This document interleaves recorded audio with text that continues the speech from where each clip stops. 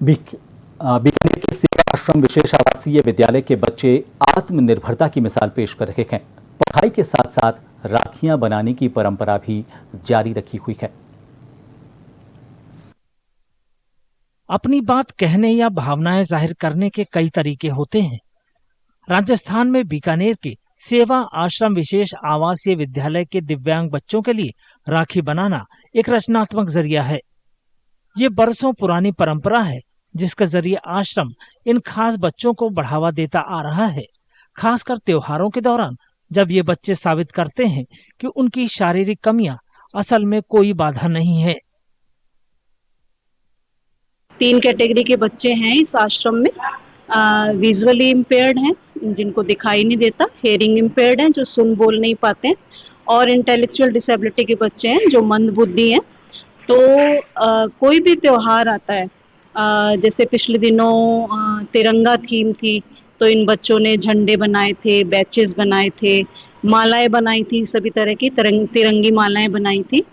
तो करवा चौथ आता है तो ये करवे डेकोरेट करते हैं, दीपावली आती है तो दिए डेकोरेट करते हैं। इसी तरह अब जैसे रक्षाबंधन आ रहा है तो इनको हम राखियां बनाना सिखा रहे हैं।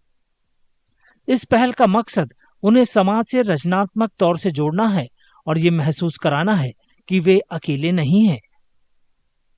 हम इनको कोई भी चीज सिखाते हैं, वो साइन लैंग्वेज भी सिखाते हैं, है ना। वो ये देखते हैं तो इसलिए अच्छी तरह से समझ जाते हैं।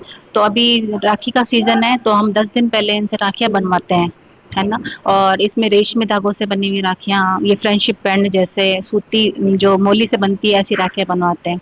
तो बहुत से लोग आते हैं, देखते हैं, पसंद भी करते हैं, ये अपने घरों में भी ले जाते हैं राखियों को।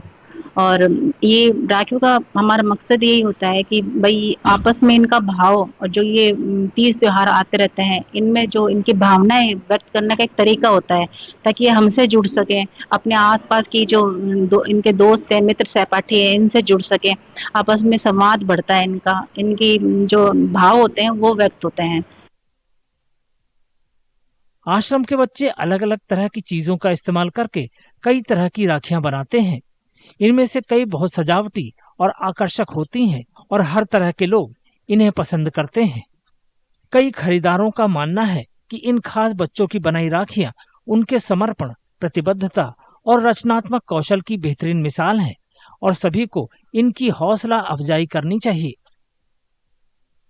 हर वर्ष राखियाँ खरीदता हूँ और समाज में भी यही मैसेज देना चाहता हूँ कि भी और लोग भी यहाँ पे रक्षाबंधन पर आए और इन बच्चों द्वारा बनाई हुई तरह तरह की राखियाँ खरीदे, क्योंकि इन राखियों में एक एक धागा इन बच्चों की कड़ी मेहनत व लगन व आत्मविश्वास व एक अनूठी कला को दर्शाता है। बाजार से जो राखियां खरीदते हैं आमतौर पर लोग वही राखियां खरीदते हैं, लेकिन हम यही कहना चाहते हैं इन बच्चों के द्वारा बनाई हुई राखियों को आप बांधिए, आपके मन में एक अलग ही भाव पैदा होगा और बहुत ही मनमोहक है। ये राखियां मूक बधिर बच्चे बनाते हैं, भविष्य में इनके लिए एक रोजगार का साधन भी तैयार हो जाता है और बहुत ही अच्छी राखियां बनाते हैं सेवा आश्रम के।